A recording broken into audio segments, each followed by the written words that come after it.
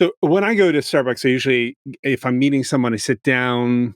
I don't buy a coffee because, or maybe I do if they're a little bit late, or maybe I wait. Like if I want to impress them with, "Hey, how you doing? Can I get your coffee?" Wait to buy them a coffee when I get my coffee, kind of thing, Well, right? it's feeling a bit meta because, like, it took me, as you're describing that, it took me back about 20 years. We would go to Starbucks every Thursday morning and just sit there because we didn't have an office.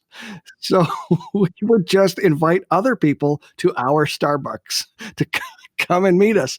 And one cup of coffee, you could rent an office all day You long. could stretch it out for it all. Yeah, exactly. Do you remember ever being asked to leave? No. No, me neither. And we were there all day long. This is a podcast where two old friends, both Canadian, one black and one white, and both men, explore what it looks like to adopt the mindset of an inclusive society. Instead of asking, how do we get there, Jake and Chris discuss, what does it look like to act as if we're already there? Welcome to The Disorienting Dilemma.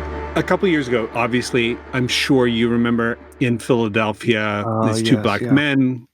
Yeah, right. So this story hit the news. It was enormous.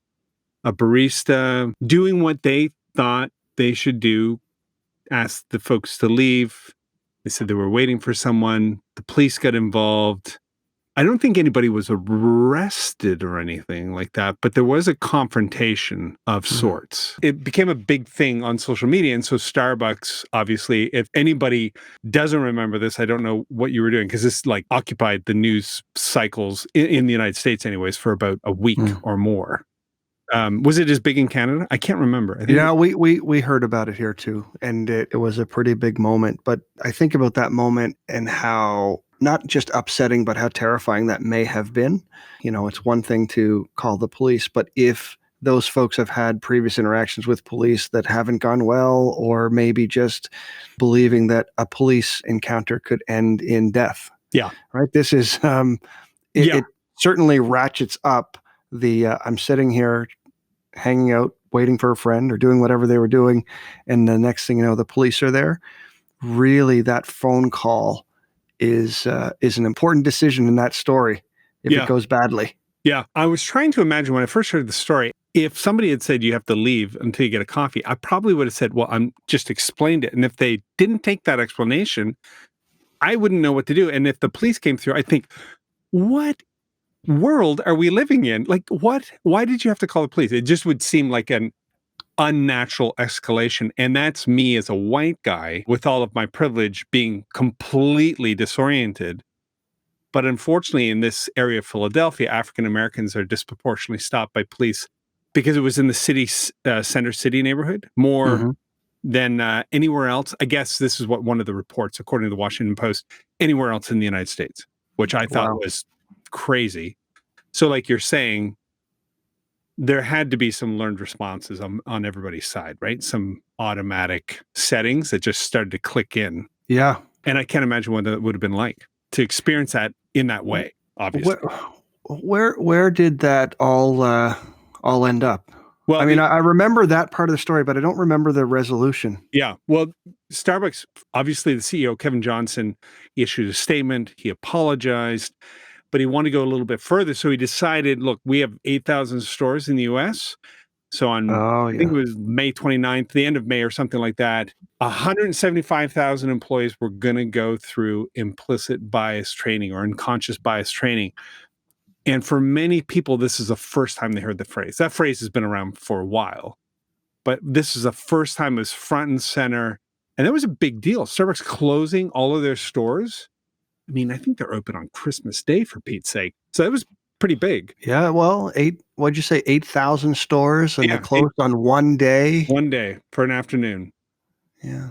Did it change anything? Well, it's interesting. They were looking to prevent discrimination in the stores. I thought a couple things were interesting about that. One, Canada followed suit. Well, I guess that's what they said in the statement, right? So, because they did, obviously they did not want to be in the news again about this. But what was interesting is how many people who are baristas are from the Black community and still went through this training. I mean, it was just interesting. But the question was that everybody had, will it work? will implicit bias training for 4 hours on a Thursday afternoon, whatever it was, will that solve the problem? So I have no idea how it went. I actually hope that it had some impact, but my gut tells me that it probably didn't. I mean, it feels like, just the way you framed that up, more of a reaction than a response. So something that Yeah. is quickly cobbled together. We will do something. We will take a swift and decisive action. We will educate. Yeah. We'll close everyone down. It's not dissimilar to these one and done trainings that we throw at folks, and we hope it sticks. It comes from the right place.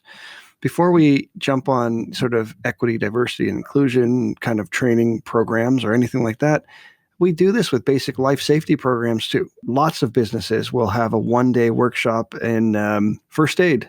Yeah. Okay. And first aid, it everything, used to be CPR or something like that. CPR, Right? first aid, Yeah.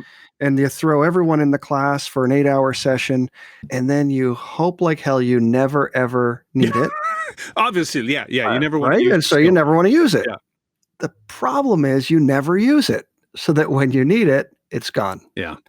And it's not, we freeze up. We don't know what to do. Right. Even though we have that nice certificate on the wall, Yeah. we haven't moved it from that sensory memory place through our short term, encoding it to our long term memory, so that it's there for recall. Like, if I meet you for the first time, I say, "Hey, my name's Jake," and you say, "Hey, it's Chris." In my mind, the next few seconds, I'm going, Chris. His name's Chris. Oh, I Right? do the same thing. I do the same thing. I try to use it though a couple times. You know what I mean, Chris? And I'm trying to encode that so it's there for my recall. The next time I see you, it's right there. Right. I'm not going to purge this. Right. I wonder if that's what we do to remember a name.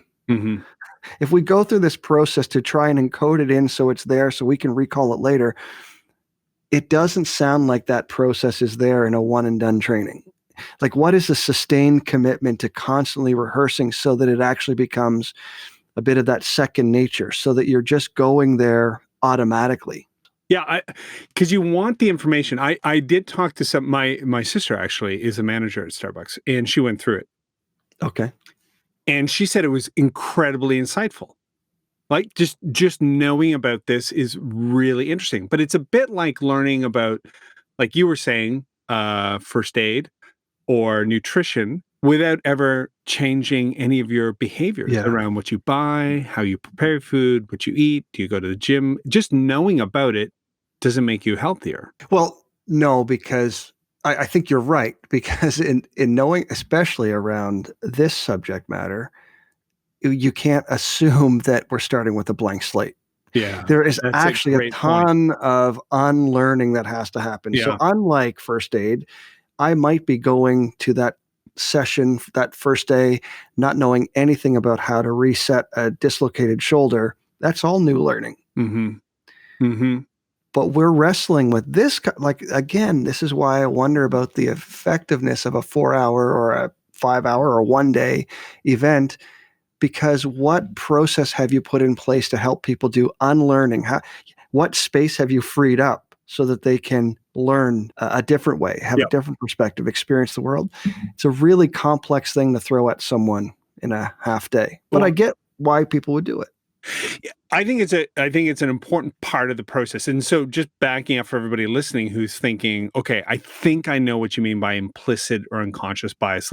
Let's just unpack that a little bit here, and then talk about what else would we need to address this issue. So first of all, this kind of bias, it refers to the attitudes or stereotypes that affect our understanding, our actions, just even the kind of decisions you make that are gut automatic. You don't even think about them, right? So think about a bird flying by your head. Before you know what it is, the approximate distance of it or anything, your body is just, boom, moving out of the way. And then you look up and think, it's just a bird. It's not a big deal. But you didn't consciously think any of that. It's pre-conscious thought. So that's basically what this training is meant to address. So the training can tell you that it's there, how it works. The training can even explain that it's universal, that we have a bias towards our in-group versus our out-group. Your in-group are people who share a lot of identity markers that you have. same skin color, same education, socioeconomic standing, background, language. And the closer you get in these circles of identity with somebody else, went to the same school, grew up in the same street, the more you share an affinity for them as being in your in group. But your out group, you don't automatically have that. And we, unfortunately, our bias is to be suspicious of our out groups. It's just hardwired in. I think that's right. As you're talking about that, I think about how we meet the new guy at work or new person when they come in for the first time, Kinda right? We sizing them start up. sizing them up. Hey, Yeah. what'd you do? Where'd you go to Yeah. school? Oh, yeah. All That's the right. types of questions that we're asking, we're trying to feel out how close are they to us. Yeah. Yeah. And That then is we can great get to the, where'd you go? Oh, me too. I went there too. Did you know that? Oh my God, I love that too. And then, so later, when I'm vouching for you, you got to meet Chris. He's a good guy. Right. Right. And so now I can create an in because I can now say he's a good guy because he went to this school. And we just start to do some sense making of that bias that we don't really think about. It's just in the background, but we're trying to make it all line up Offline into those good normal. categories. Yes, exactly. Right? Yeah. It's interesting when obviously you do a lot of presentations. I do presentations Yeah. as well. And we do talk about implicit or unconscious bias in our work because when we do employee volunteering with companies, you tend to go to places and meet people that you are unfamiliar with, like a homeless shelter or a soup kitchen, that kind of thing. And so when I'm talking, I'm curious to see if you've had this experience too. You're talking about implicit or unconscious bias. You talk about it's normal. It's the evolution of humanity over the past 10, 100,000 years, whatever it is. This is just the way everybody's brain works. And there are good reasons why our brains work this way. But invariably, somebody will raise their hand and go, well, I'm not like that. Like, I don't see those people as my out group. I don't see them as not as much like me. So I always offer an implicit association test that was developed by some folks at Harvard, and it's very interesting. You haven't taken that test, and you've done other ones similar to it, right? That's right. No, I haven't taken. I've done other ones similar to it, but I haven't done that one. When you talk about this with people, do you ever get that kind of pushback? Like, oh, Jake, I don't see people as my out group or less human than me. They just don't see the world that way. They don't see color even. Oh yes. No, yeah, I 100%. had to walk you right up to that. Jake, have you ever heard anybody say, "Oh, man, Yeah, no, I don't see color." absolutely do. And I'm like, isn't that nice? For me, even processing that interaction when someone says, Mm, oh, that's not me. I don't see color. I don't see race or all of those kind of things. To process that, I start to think through a little bit of Lewis Robinson's work on skill acquisition and mastery and that conscious competence model. And so it starts off, it's a 4-tier model that starts with unconscious incompetence. And so when it allows me, Yeah. well, really, I shouldn't be doing this to other people. I should be using this as a self-check-in. But the person who comes up and says that to me, I can automatically put them on the first step on that chart which would mean what? that says unconscious incompetence. You don't know what you don't know. So I don't. wait, so someone says, "Hey, Jake, man, you don't have to worry. I don't see color. I'm not like everybody else." You put I them in believe that that. category Yeah, I believe that. I believe that to be true. I because believe they're that incompetent at an unconscious level. They have at an no idea. unconscious level. But we engage in these kind of ways and we start to move through the steps to there is this light bulb disorienting dilemma moment where you're like, oh my Oh, wait a God, minute. Yeah. wait a minute. Yeah. Wait a minute. Now I'm conscious about my incompetence. Right. I don't know anything. I could be really harmful. I can hurt people. Yeah. And so in that moment where we keep that sustained commitment to change and to learning and to growing and that stimuli to new experiences where I'm making new memories and forging these new neural pathways and I'm being shifted, not just on a personal and principled level, but actually on a physiological level. I'm changing. Right. I'm encountering the world differently. I'm starting to work toward conscious competency. Okay. I have to think about it. I know what I have to do, but it's not mastery You yet. kind of have to walk it through. I got to work it. Like when I learned to drive, I had to think about absolutely everything. And now when I drive, I don't even remember getting home sometimes. In 12-step programs, it's called working the steps, right? You got to keep working it. You got to keep working it until you get to that space of unconscious competence. Okay, so let's just, for everybody following along, scribbling notes furiously. Unconscious incompetence. And competence sounds like a bad word though, Jake. I don't think that's how this is. Like, you're not even competent. That's not what we're talking about. Or It's is it? not like, no, I don't. Well, the word I would like to use is stupid, but that's not, I've not seen a Well, model we're gonna that have to uses edit that out. Yeah, we can. So there are other models that have built on this work over time. Some talk about, I think, the novice, the See, journeyer, that's nice. the master. That's Yeah, lovely. right. But Yeah. let's stick with a more scientific version. Yeah. So they build through. There are different tags and terms thrown on these steps. But yeah, an unconscious incompetence is that it is a bit. Why I like that is it's a bit clumsy. Okay. You don't know what you don't know. You actually can cause harm. Yeah. And it aligns with, but I didn't mean to. I believe that too. When people tell me, yeah. I didn't mean to do that. I didn't mean that to be offensive. That's great. It gives me a You know what I category to mean? put that. Yeah. Okay, I see that, because you're unconscious and you don't have the competencies you need to deal with this right now. You're incompetent. Okay. Got it. In all of the weight of when I want to say that, I don't say it. Really, like I say, we shouldn't use this tool for other people, but it's a great tool to evaluate our own journey. And so we're talking about it in terms of how we relate to other people, other groups, other ways of thinking in the world, these four Right. levels. And the first one versus other applications. So we're just going to stick with this one. The first level is unconscious incompetence. The second level is conscious incompetence. Yeah. Sorry. Okay. I'm aware, right? I Mhm. mean, some people call it, this is that woke stage, right? This is where you're just starting to figure out, you mean everyone doesn't experience the world the same way I do? Wow. I have caused harm to people just by existing in these power systems and structures. You start to get the language, you bump into it, but you don't know how to work it. But you're suddenly aware that maybe the world's not as fully just, and people are experiencing it the same way. Okay. I like that. I like that it's woke, but it's kind of it sounds like the stage of woke where I just woke up and I haven't brushed my teeth. I got gunk in my eyes. I'm not dressed for work and I'm a bit disoriented, but I'm not sleeping anymore. No, it's like when your mom comes in the room and says, you're going to miss the school bus, and you wake, you got 5 minutes to get downstairs. And it's that you're awake. He's woke, but he's a hot mess. Hot mess. Okay. And the next level? Conscious competence. You're putting in work. Okay. You know what you need to do, but you still have to think about it. You're really digging in, and but I think this is the commitment. This is the practice. This is repetition. So it's not automatic. It's a lot of hard work. You're forcing yourself to think about it. And for listeners, again, I just want to say the brain resists new neural pathways. The brain is trying all the time to be as efficient as possible. So learning happens, but it's hard work. And if it's not necessary, we purge. Let's get out of this situation.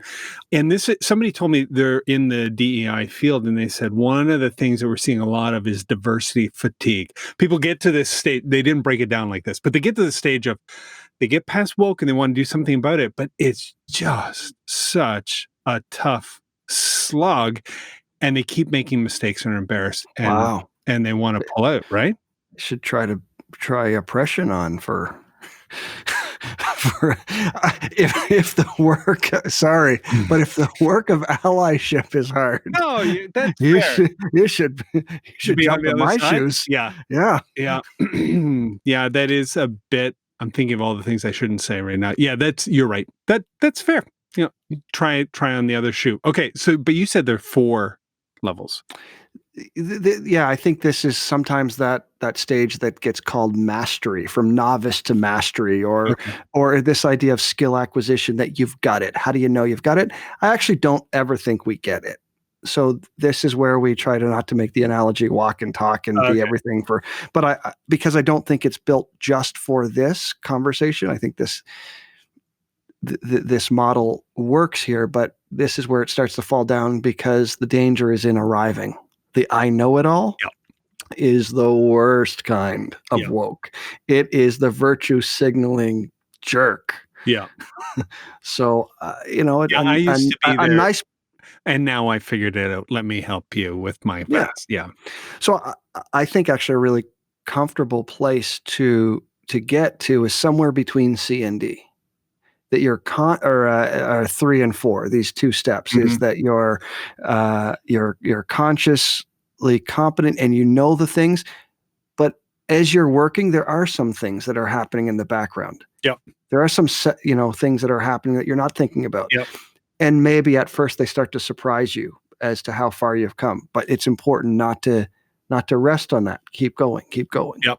Yeah, that fits. I've never thought about this before, but that model that you've explained, and I remember you talking to me about it before, but we've not spent this much detail with it and applying it in a situation like this. But It's all repetition.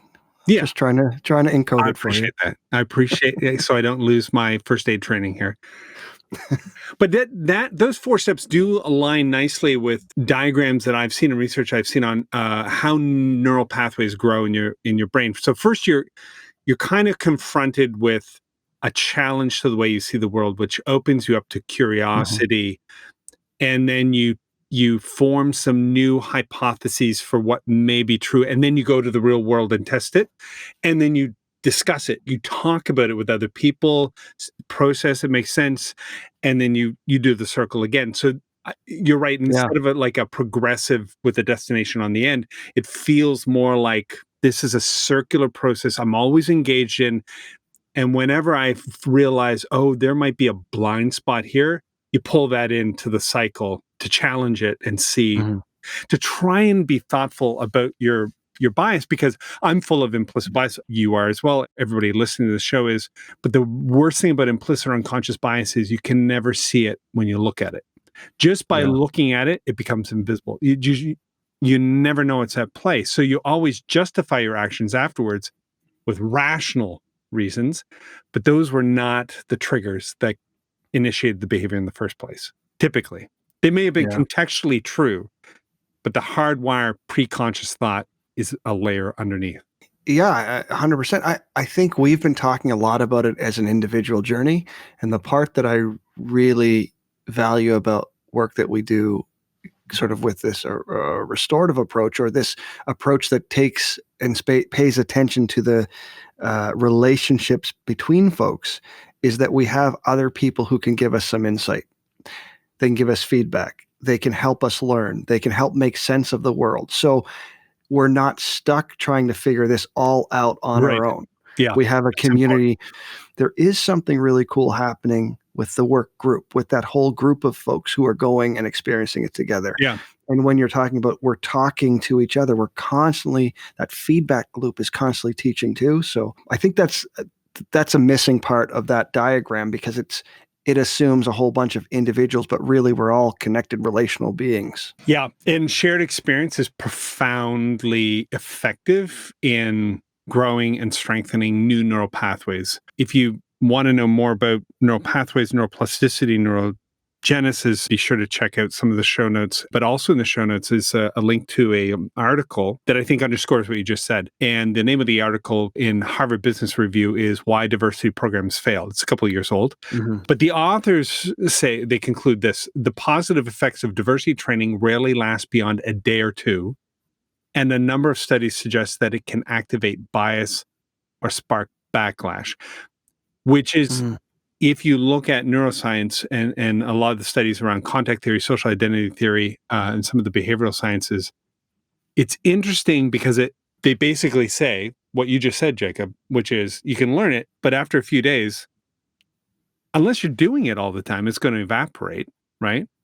Unless you have a reason to practice, to put the knowledge into play, to test the veracity of the idea. Yeah. There's a whole lot of good intentions that evaporate. I don't want to be too cynical. I do hope that some of it sticks. I do hope that As people went through the training, they were really, really hyper focused, that maybe they had one takeaway, and maybe in the 4-hour session, they left with one thing that has managed to get over that hump and has been encoded, and it's now in their long term that they can actually grab and use. And maybe there is a slight shift, but I don't think it's going to be the huge culture shift that folks want to see in terms of a corporate change in way of working and way of being and way of interacting just from one training. Right.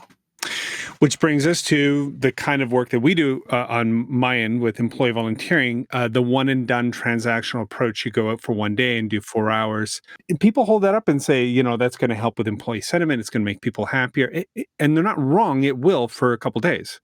A bit like, let's go get pizza and beer and take the afternoon off out of the office. That is a fun thing to do. And it does feel good to go out and do that. But the kinds of things you're talking about, which is progress through unconscious incompetence to conscious incompetence to conscious competence to that transformative level. What was the fourth level one more time? The unconscious competency. So unconscious competency is when it's then the neural pathway is so strong, you've replaced the automatic setting. Now, here's the bad news. The hardwiring you got when you were young, it's never really going to go away. That stuff is so strong. You can override it, but left to our own devices, we revert. And in fact, this is one of the things they say about this training. Stereotypes are self-strengthening. So if you never challenge them and never talk about them, they just become stronger throughout your entire life. So the only way to do it is to consciously pick away at the strength of that bias and replace it with something new, which is, I think, what that fourth level is all about. To that point about things get hardwired and you can rarely get away. I think it gives us some really important insights into the experience of trauma too. So particularly when you are going and volunteering in certain places and encountering folks and wondering, well, I wonder what that person's deal is. It's probably a better question to start thinking about what may have happened to them. There may be trauma experiences that have caused them to react or to act out or engage with you in particularly helpful or harmful ways because they've learned how to navigate the world in these ways, and there's some hardwiring. Yeah. So it brings us to the name of this podcast, Disorienting Dilemma. This is the moment we can interrupt the unconscious bias by creating a space where people are forced to reconcile their current experience with their automatic settings, which we don't even know we think, right? Because often when you're doing surveys or self-reporting, you tend to, there's a term for this, I can't remember, but you report in light of how you want people to perceive you.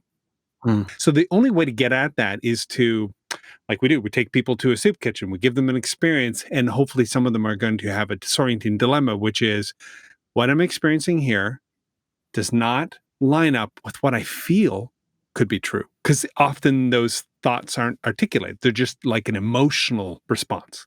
Have you had any, do you have any examples of two groups coming together, having that disorienting dilemma, and then one group thinking, wait a minute, this doesn't line up? Yeah, I had one a couple of years ago. It was during Ramadan. I work in a university with a campus security department, and it was just after there were some really ugly instances of Islamophobia and anti-Muslim violence around the world, not here in Halifax particularly, but around the world. It was reverberating and having an impact here locally. So it's on the news and people are seeing it. It's on the news. It's in social media. People's families. The community is connected in ways that folks were hyper vigilant about any get-togethers of any groups of folks getting together. And so it was coming up to Ramadan on campus, and one of the folks that I work with, he had the opportunity. He's a Muslim security officer, and he was praying with some of the students. They got to talking about how they would feel comfortable if we had a presence there at Ramadan, so that they could feel safe while they prayed. There was going to be a group of students. Yeah. So could the security team, it was a bit of a weird request, but could the security team come be there so that the students felt safe to pray? And so we thought about it, and yeah, well, of course, we could do that. We would do that. But we wanted to help join the celebration. So it was more than just about could we stand at the door and make sure no one got in to hurt people, Right. although that was the ask Right. in the very Right. beginning. As we started to think about how we might show up as part of a community differently, we organized and were able to bring food, and the word got out that this would be a safe space. Okay. So people started to say, "Hey, we should come have an iftar, a breaking fast meal here with us on campus because it's going to be safe." And we expected like maybe 30, 40, 50 people would show All up students? because that had Yeah. Yeah. we assumed that it was going to be all students. When word got out, we had like 300 to 400 people show up. Yo. They were from the community. They had their kids. They had grandmas, grandpas. Like the community came out because they heard that this would be a safe space. Oh my goodness. But that wasn't even the shift. The shift was that I think for my team, who initially was tasked to stand at the doors, Yeah. were then invited in to eat. We're invited not just to stand at the doors to keep safe, but to become part of community, to sit at the table, to eat, to engage with. And it really shifted as a community what we can do and how we connect with each other. What started with feeling like a very other situation. By the end of the night, people were eating together. And when it ended, everyone just grabbed a chair and cleaned up. And there was security was sweeping the floors and putting away tables, and everyone was doing their part. That's And it pretty cool. actually just felt like cleaning up. Yeah. Yeah. It was a really cool shift for what it meant for my team as well. See, we talk about in employee volunteering, corporate citizenship, helping is so important and it's hardwired in, and human beings want to help other people. Typically your in-group is the go-to group, but the real value can be moving beyond helping the other to find a place of belonging where we bear together the burden of the issues that our community face and work together as equals to come up with solutions. Belonging is helping, but so much better. And it really sounds like that was a step. Now, that was just one experience. So what was the stickiness of that experience in your mind? So for us, I think that moment, it was that unconscious incompetence was to think that the only thing that we could do to be safe was to stand at the door. Okay. It was task significance. If I stand here and I keep the bad guy out. Which makes sense, obviously. Right? Yep. We didn't actually have a threat. We weren't responding to a threat. And so the invite to come in, to step away from the post, step away from the front door to actually sit at the table was a shift. Not everyone was comfortable with it. So it took a few folks actually going to do it first. A few people sit down. And so it was kind of, you would see one guy say, "What, food? Yeah, sure, I'm in." And he's in the food line. And meanwhile, a couple others are standing on the wall going, "Well, I'll watch and make sure, or I'll just keep an eye." By the end of it, it took some time, but people started to move into that place of, well, maybe this is okay. Yeah. That's right. So yeah, it was kind of cool. That is pretty cool. Okay. So this brings us full circle. And I think the interesting opportunity here is not to ditch diversity in training. I am fascinated by the insights that you can gain from this material and from the tests that you can take online and raising awareness. I just think companies have an incredible opportunity to couple that training with real world experiences so people can move through the unconscious incompetent to conscious incompetent and so on and so forth. And understanding it's a cycle, it's not a destination. But with employee volunteering programs, giving programs, companies really have an incredible opportunity to shift even the national mood and perspective and understanding on a lot of these issues in a very help the community kind of way. Like it's really good practical experiential learning that can be had here. Absolutely. So outwardly, I think it looks the same. Like I don't think anyone has to throw away and say, anyone listening would say, "Oh my God, we're doing it wrong." Right. Keep doing it. This is about an approach and the underpinnings of the program. So it helps understand what's happening in the background. But if you've got planned to go to the soup kitchen, you should still go to the soup kitchen. You should still do that and stay engaged with your program. But understanding that as you engage in the program and invite people out, you're inviting them out to more than an event. You're inviting them out when it's done to some hardwiring, some tinkering. And I think what we want to do is let people know it. We don't want to be subversive No, about that's it. Like, let people know yes. that this is the journey. Yes. This is, you will be, and this is, I think, the value of the brief and the debrief, because you have the event, but you also frame it up for people. Yeah. Here's what you will experience. You're describing the stimuli before it happens. It's the required reading before you come to class. You come to class, you take notes. You get out of the class, the notes help you focus on what the prof is saying, but before you leave, before the exam, you go back to your notes. And so there's this constant revisiting of information, and it is helpful to have a guide and have facilitators at a brief or a debrief to help you make sense of it. Because you can feel ashamed, embarrassed. You want to check out. That fatigue could set in that we talked about earlier. I think it's a lot like when people walk up in line. The best thing about this is volunteering is voluntary. It needs to be voluntary, because implicit bias only works when it's voluntary. So those two things couple together. People feel like they're being made to change their mind. The stereotypes strengthen. The bias becomes aggressive. But you do want to let people know, hey, this is not the bus. This is a roller coaster. So you're going to expect a quick drop here. I mean, giving people a heads up, I think that's a really important thing. And I'm so used to it, I tend to not even think to mention that. So I'm really glad you did. That's good. Cool.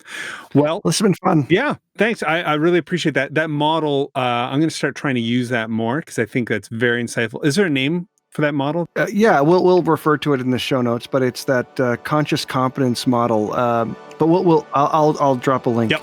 And as usual, thanks for joining us for this conversation, everyone. This podcast is brought to you by the RW Institute, produced by Daniel Parker, recorded remotely in Los Angeles from Baltimore, Maryland, and Halifax, Nova Scotia. Be sure to subscribe so you can keep up with the conversation. Care to react? Submit your comments at rw.institute or on the comment feature where you're listening now.